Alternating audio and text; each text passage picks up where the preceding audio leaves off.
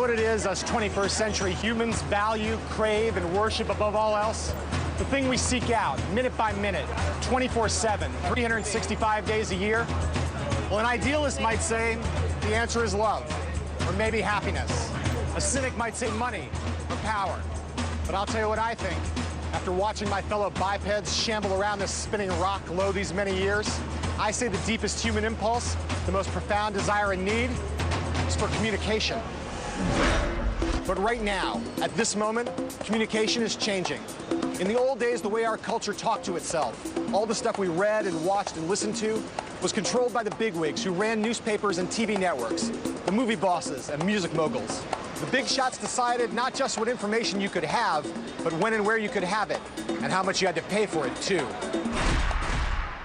I'm John Heilman, and I'm here to tell you about a communications uprising that's happening all around us. An incendiary revolt of the little guy that has the assembled forces of big media quaking in their tasseled loafers. A revolt being propelled by, what else? The World Wide Web.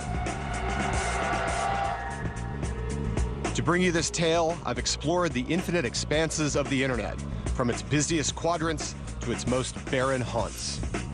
I've skulked around behind the scenes in Silicon Valley, delving into the doings and meetings of the leaders of a new generation of companies like YouTube, MySpace, and Facebook. Companies that have begun to turn the web into a two-way, participatory, democratic medium, controlled by no one and shaped by everyone. In other words, our medium. I've also delved into the history of the web to tell you the story of how the seeds of this remarkable transformation were sown. By now, we all know how the web has changed the world. But this is the story of how the world is changing the web.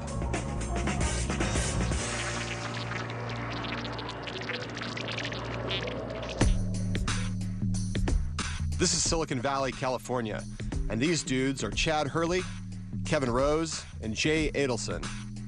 Now, they may look more like Doogie Howser than Che Guevara, but these guys are among the leaders of the Web 2.0 revolution.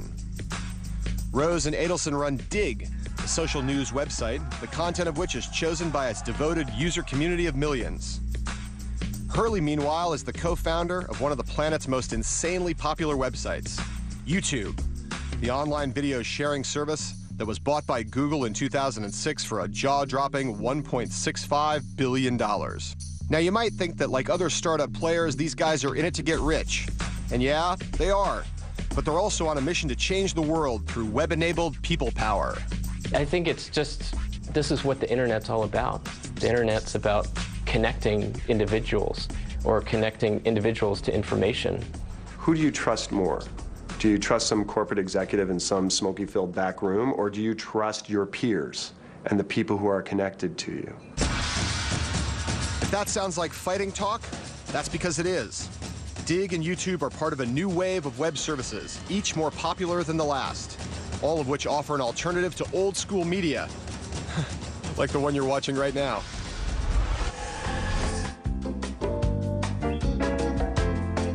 Until very recently, the old television order operated according to a set of ancient and antiquated customs. Incredibly charismatic and slightly obnoxious, guys like me would travel around the world with huge expense accounts and even bigger salaries, getting ourselves filmed by guys like these.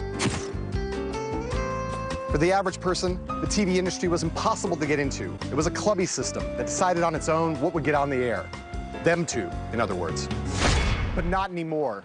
Today, the TV industry is being blown wide open, made accessible to everyone, all because of YouTube and a transformation summed up by its two-word slogan, broadcast yourself. Before, it was just the traditional media companies that would control the gates of distribution. And also, they were controlling what was being produced. But we think everyone has an opportunity or should have the ability to be heard. It's not surprising that some of the titans of television find YouTube so threatening, especially after its marriage to Google.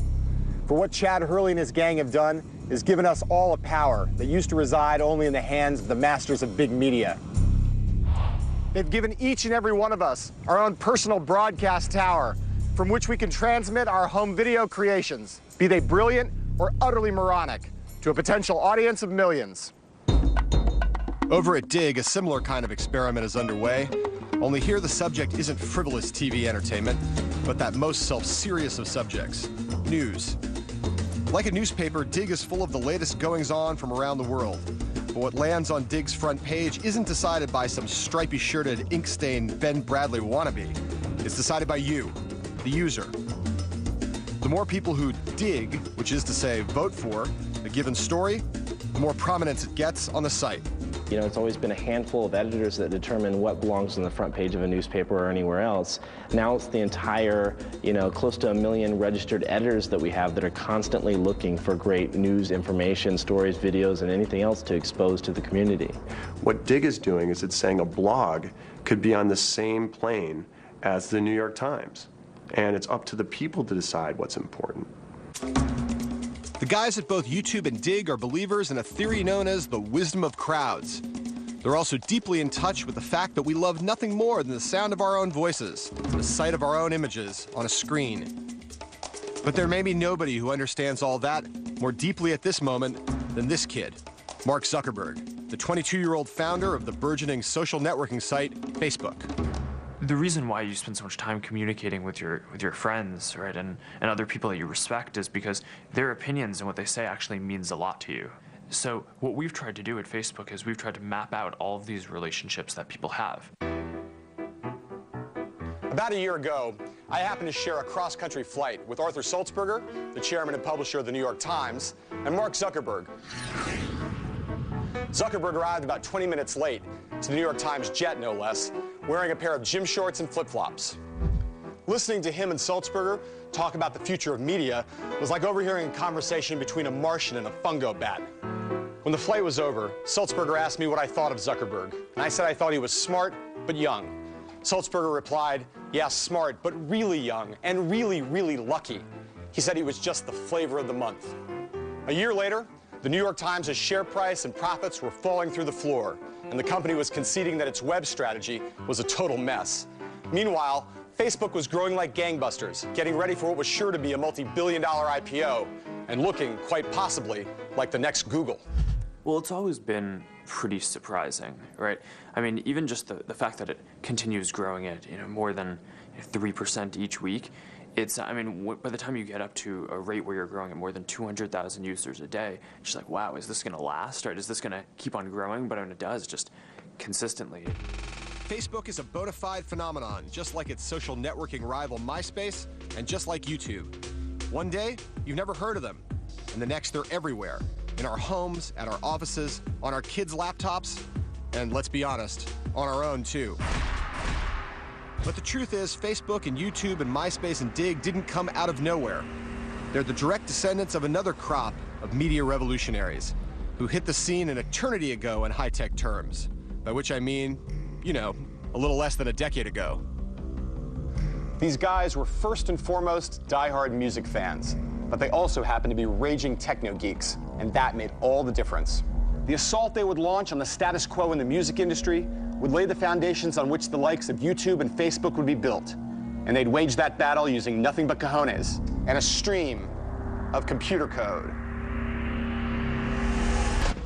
When the web first burst into our lives back in the mid-1990s, it was, for all the insurrectionist rhetoric it inspired, really just another way of being fed information.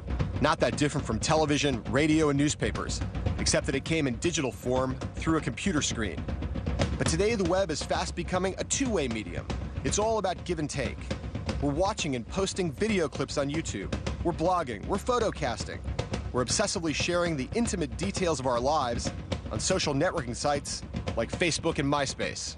For the last 100 years, the way that mass media has worked is there have just been a few big companies that basically go out and gather what they think are the most interesting pieces of information, and they push it out to their audiences. Now, many individuals can share information in the same way that only these large companies could before. Kids like Facebook's Mark Zuckerberg are taking on the behemoths of the traditional media industry. But the seeds of their rebellion were planted a little more than 10 years ago. Now, today we've all become a bit blasé about the web. We take for granted the huge changes it's caused in our daily lives, especially when it comes to how we consume media. But take a second and cast your mind back to, say, the mid-1990s. Remember how it used to be. Remember the incredibly tedious process that used to be involved when it came to laying your hands on a new piece of music. As I recall, it went something like this. First, you'd hear a track you liked, maybe on the radio. Then you'd have to leave the house and go look for a record store. Poke around in the bins, find the music you're looking for, and then come all the way back home again. Finally, you'd get back to your comfy living room with your expensive new CD, which you'd bought on the strength of that one single you liked. You'd pop it into your CD player, put your feet up, and give it a listen.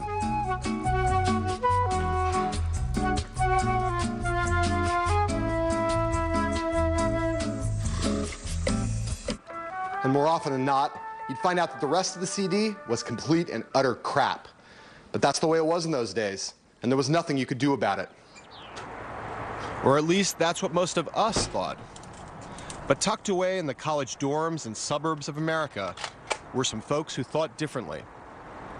The nerds in question were guys like David Weekley, Justin Frankel, Cabel Sasser, and Steve Frank. Music lovers who started playing around with some obscure technology that put tunes together with PCs and the web. I think most people weren't ready for the idea that real music could come from their computer, and they'd actually be introduced to new music through their computer and through the internet. I mean, most computers didn't even have speakers that came with them. It's kind of an exciting time because it was the beginning of that music revolution, and you could feel that it was changing. You could feel that something big was going to happen. I made software for playing music that was really low quality and on homemade hardware in high school, and then by the time I was in college, MP3s sort of were available. So I started playing around with that, and the quality was actually really good. In the old days, music files were huge and unwieldy, but MP3 provided a way of compressing the data in a much smaller digital packet, and therefore making it easy to move back and forth around the net. Turned on by the possibilities of all this, Frank, Sasser, and the 18-year-old Frankel went and created downloadable media players Audion and Winamp, applications that allowed users to store and play music in the form of MP3s on their computers. But that was just the start. Music lovers and internet enthusiasts like David Weekley were getting excited about the idea of distributing and accessing MP3s online. As a Stanford computer science freshman, Weekley launched an MP3 information website laden with downloadable ear candy. About 2 weeks after I started it, I got a call from Stanford Network Security. And they asked me, hey, what's going on? We keep this list of the top 10 to 20 servers on campus that are using bandwidth. And normally dorm computers aren't really on this list. And your computer's #1 in this list. And actually, your computer's using about 85% of Stanford's outgoing network bandwidth. So we're curious, what's going on? What was going on was the first stages of an internet insurgency that would soon catch the old order of the music business totally off guard. For down in Los Angeles, executives like Jay Samit of EMI Records had created a cushy life for themselves doing things the same technophobic way that they'd always been done. MP3, web audio, ripping, mixing, burning. Their reaction was, not a chance. The record industry as an industry, all the labels working together, funded a project called Madison, which was a test with IBM to put CD burners in people's homes. This was a test done in San Diego to see would consumers purchase and download and burn music. And the conclusion of this very expensive test done by IBM and these major record labels was that no consumers would ever want to do this. And what a brilliant insight that was. It's worth recalling, of course, that a couple decades earlier, the geniuses at IBM had decided that the worldwide market for PCs would never be more than a couple thousand units. And now the dinosaurs of the record industry were making the exact same mistake again. Instead of, heaven forbid, embracing the net, the music business fat cats adopted a posture of perfect and absolute denial. Under no circumstances would they allow any of the copyrighted material of their artists to be circulated anywhere on it. But as the industry would soon discover, like every other parent eventually does, the kids of America didn't really care whether they had permission or not. The idea that music could be distributed on the web and freed from the rule of the record industry was about to go mainstream in a massive way. Amidst a frenzy of downloading, that would ultimately pave the way for services like YouTube. All this thanks to a shy 18-year-old from Boston with a novel but thoroughly disruptive software idea. His idea was called Napster, and his name, Sean Fanning.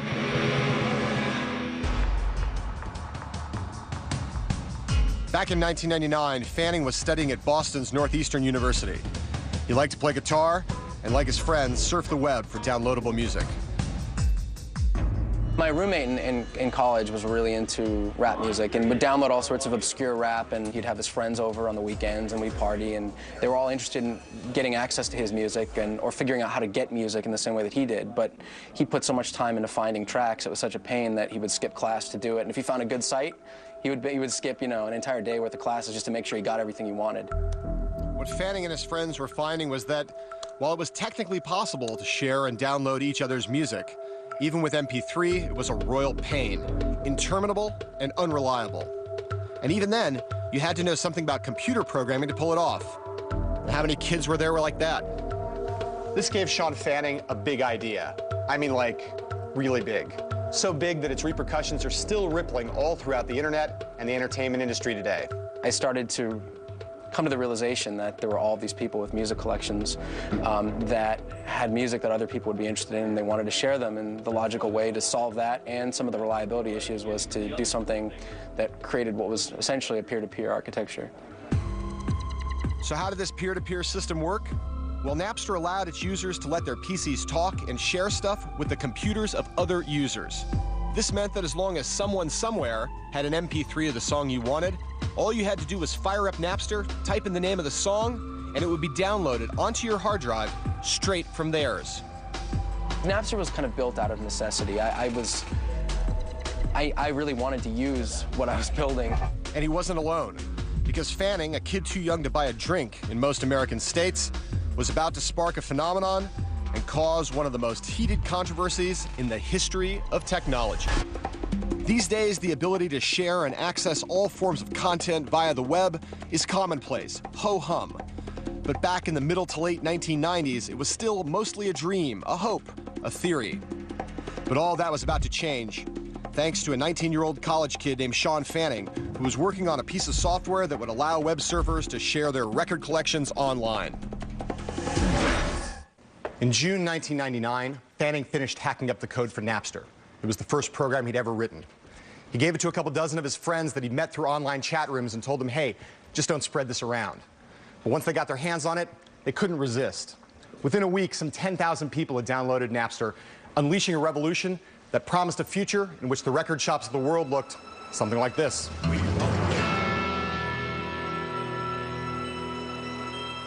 We just had an explosion of downloads, and the network started to go crazy, and from there on, it was a blur.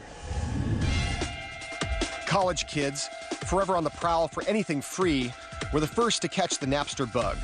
In the next few months, the program raged across American campuses, and by October of 1999, Napster-driven MP3 downloads were taking up 75 to 80% of the available bandwidth of many U.S. universities. In less than 4 months after Fanning released it, Napster had passed the 1 million download mark, making it the fastest spreading software ever. For many, the equation was dead simple. Napster equals free music. But what Fanning had created had implications that went way beyond music. He created a means of turning users from passive recipients of information into active and engaged participants, announcing their tastes, sharing their most prized possessions, and talking to each other about their greatest passions. And in the process, they were becoming one of the first genuine web communities, something that countless sites in the future, from Friendster to MySpace to Facebook, would try eagerly to become. It was one of those things where just something as simple as seeing someone downloading a particular track from you and being able to right-click on them and message them and talk to them about the track was something that became so powerful, and it wasn't really possible before Napster. With Silicon Valley venture capitalists pounding at the door, Fanning picked up and moved out west to California, turning Napster from a hobby into an official business. The future looked bright for the fledgling service, but there was just one little problem. Napster's unprecedented success hadn't passed unnoticed by Hillary Rosen, the head of the Recording Industry Association of America, an organization set up to represent the interests and protect the revenues of the music business. Rosen was known as one tough cookie, and she wanted a word with Fanning. We called Napster and said, wow, cool idea. Did you know it's illegal? And really, no, it can't be illegal. This is, well, okay, yeah, maybe it is. Tell us what you want us to do. He says, well, you're really going to have to filter out the copyrighted songs on your site. Well, how do we know what's copyrighted? Well, pretty much if it says Rolling Stone, if it's a Rolling Stones song, you can imagine it's copyrighted. It didn't matter how cool and cutting edge it was. As far as the music industry was concerned, using Napster to trade files online for free was the same as going into a record store and stealing a bunch of CDs. And with millions of files being traded online every day, this was shoplifting on a vast and epic scale. Fanning's face now adorned the newsstands of America, and millions of people were flocking to Napster. But there was trouble on the way. Angry at seeing their music being shared and distributed for free on the internet, scary, hairy, and disgustingly rich rock acts like Metallica took action. And so too did Rosen and the RIAA, filing a lawsuit against Napster that promised to have profound implications for the role of copyright in the digital age. After a furious, bitter legal battle that took place here at the Ninth Circuit Court of Appeals, amid a massive swarm of press from around the world, in July 2001, a verdict was rendered. Napster had to be shut down immediately. The music business had won, at least for now, but it had also shown itself to be a reactionary force. Rather than embracing the future, it had panicked and declared war on its customers, calling them outlaws rather than what they really were, fans. With its vindication in the courts, the music industry could claim a victory in its war against file sharing. It had shut down Napster and sent Sean Fanning packing. And it encouraged Steve Jobs and Apple to create the iTunes Music Store, where songs were sold for 99 cents apiece, with strict copy protection that made the labels very happy. But with the benefit of hindsight, the music industry's alleged triumph seems more like a hollow, Pyrrhic victory. Did shutting down Napster halt the decline in music sales? No. They just continued their long and steady downward spiral. Did shutting down Napster stop illegal file trading in its tracks? No. Services like Kazaa simply picked up where Napster left off, fueling even more trading in pirated tracks. Well, okay then, you might say, at least the lawsuit sent a shot across the bow of Silicon Valley on behalf of the entire entertainment industry, a stern warning to every impudent punk kid that trading in copyrighted material would not be tolerated.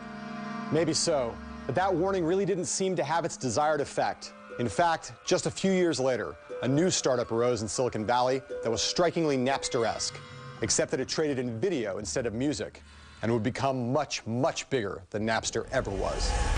Around the turn of the millennium, Napster revolutionized media distribution, aroused the passions of millions of music fans, got users to start actively participating in the web, put the fear of God in the music business, and then was basically destroyed for its trouble. But while the courts may have said that Napster broke the law, it also broke new ground. Ground that a new generation of 21st century web startups would soon rapidly lay claim to. The best known of those startups, of course, is YouTube, which in the past couple years has become a worldwide sensation, in no small part by being a place where people can go to view countless clips from popular TV shows, shows produced and owned by giant media companies such as Viacom.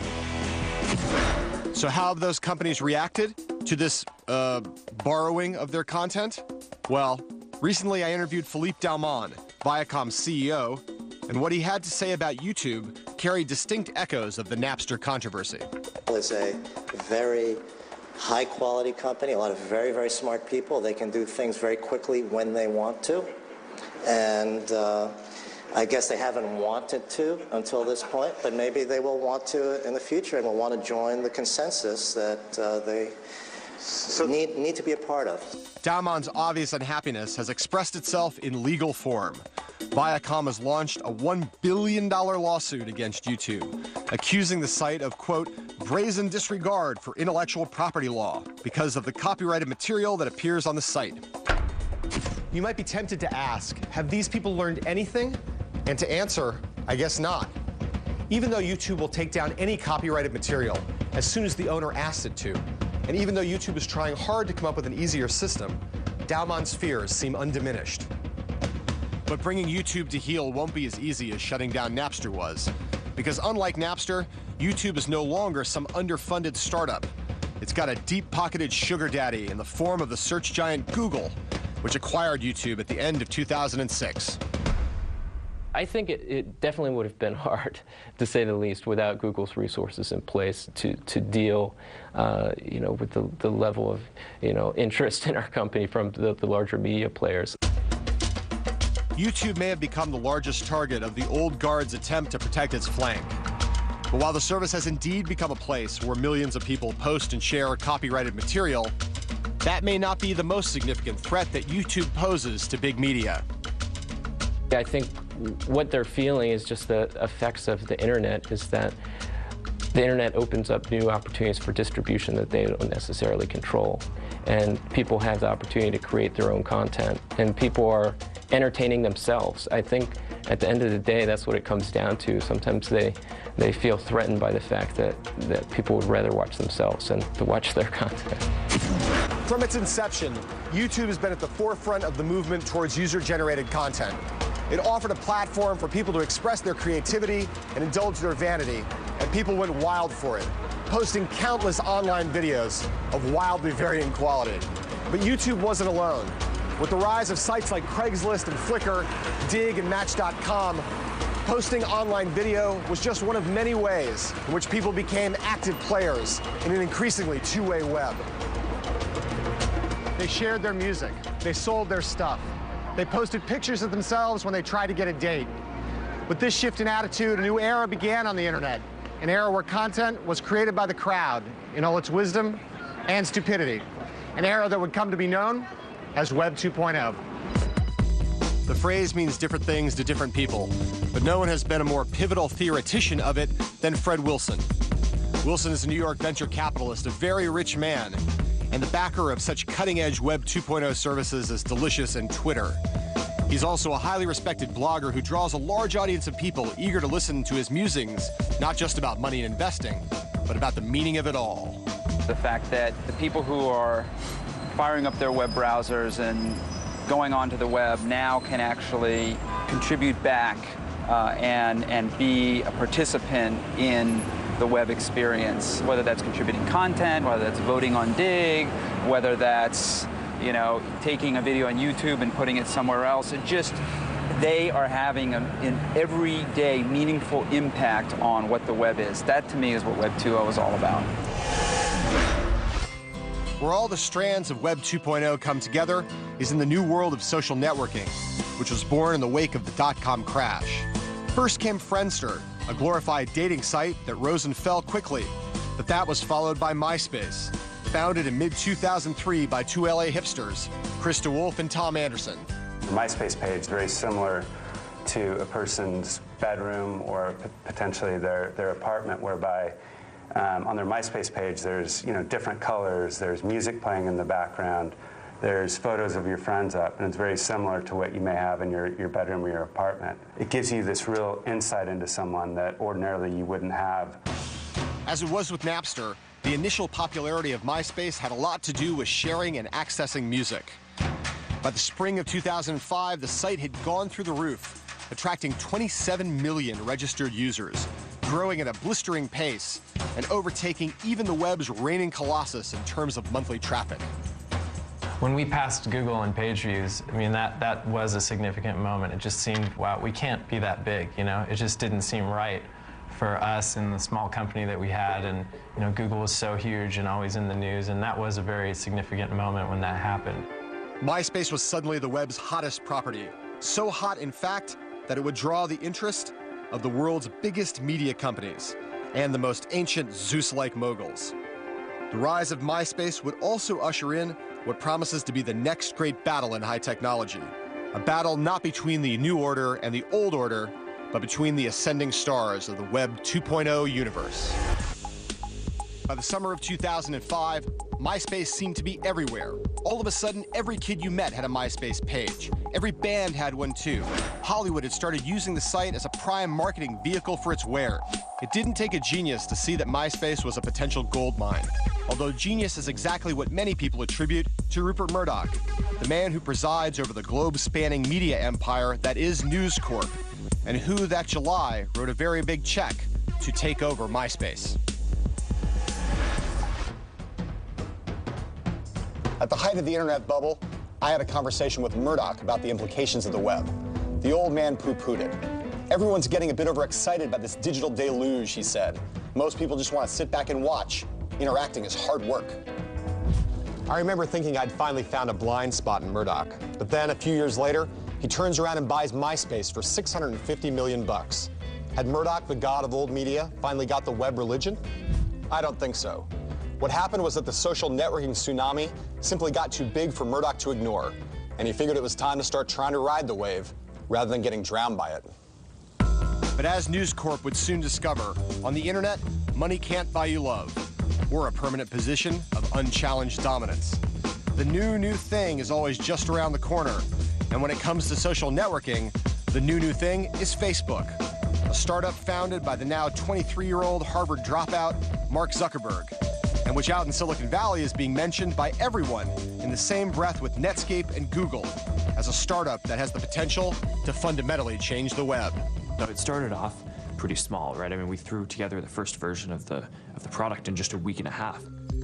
2/3 of Harvard students were using it within a couple of weeks, right? And then all these other students from schools around Harvard started emailing us and saying, okay, well, can you open a version of Facebook at our school? And we just quickly expanded it as fast as we could. Right, and then we expanded to all the colleges in the US, and then all the high schools, and then a lot of companies, and then we made it so that anyone can sign up. And then since then it's grown from about 10 million active users to maybe 50, and it's still growing at this rate where it doubles every 6 months. This story might sound familiar, and in a way it is. Boy creates software in college dorm room. Software catches on, takes the web by storm. Boy moves out to Silicon Valley, climbs into bed with venture capitalists. Boy winds up on the cover of Fortune and makes so much money that you can't help but kind of hate him. But Mark Zuckerberg isn't just your typical Valley boy. What sets him apart is the sheer, ungodly, nearly incomprehensible scale of his ambition.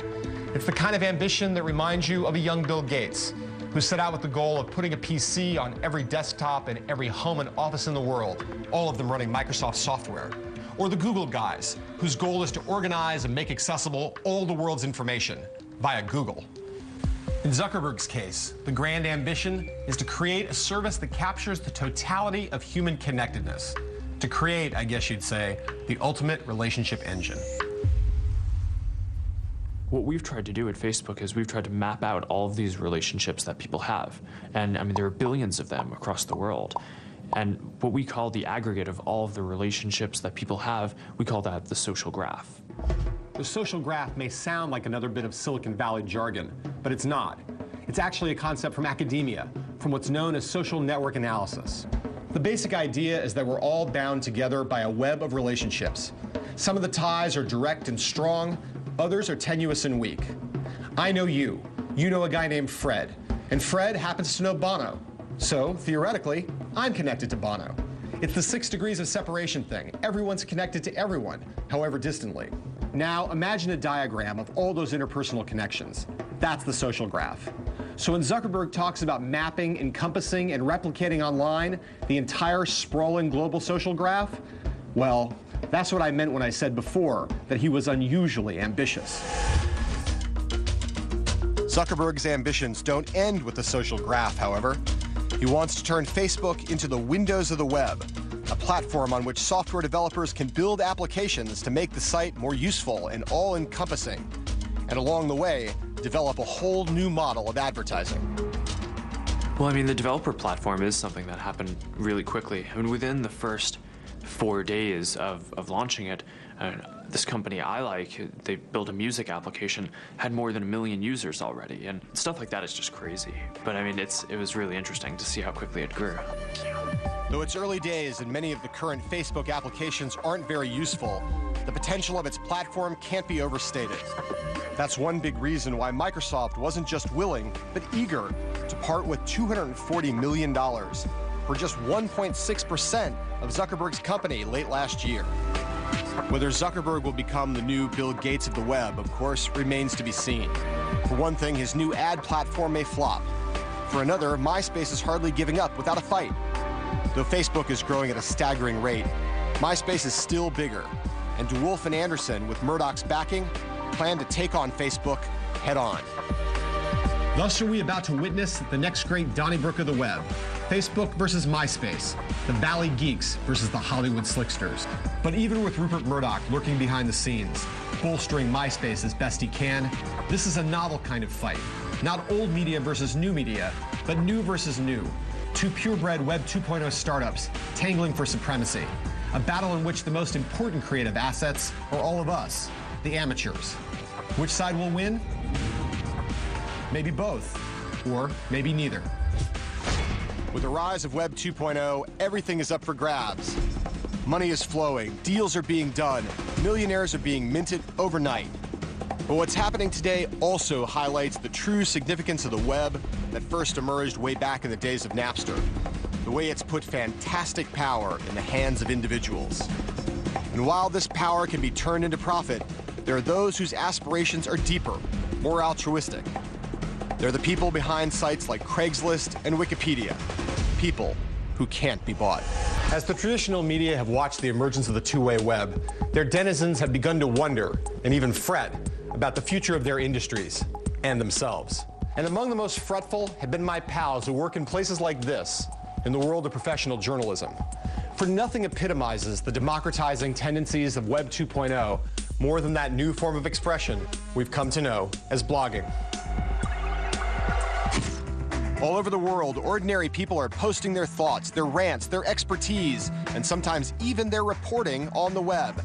Everyone has something to say, and suddenly anyone can be a citizen journalist. My reporter buddies aren't the only ones rattled by the rise of the two-way web, though. Their bosses, the publishers, are freaking out as well. Now, back in the day, and until very recently, newspaper publishers could kick back in their offices, comfortable in the knowledge that no matter whether the economy was up or down, they always had one reliable source of revenue: classified ads. But today, those same newspaper publishers aren't comfortable at all. Instead, they're trembling with fear every time one word gets mentioned. No, not internet, and not web. Instead, it's Craig. That's Craig as in Craigslist, one of the world's most popular websites, which acts as a kind of online notice board in 450 cities worldwide, complete with all the stuff you get in the classified section of any newspaper. Jobs, stuff for sale, stuff wanted, places to rent, places to buy, gigs, services, and of course, personals, many of them naughty.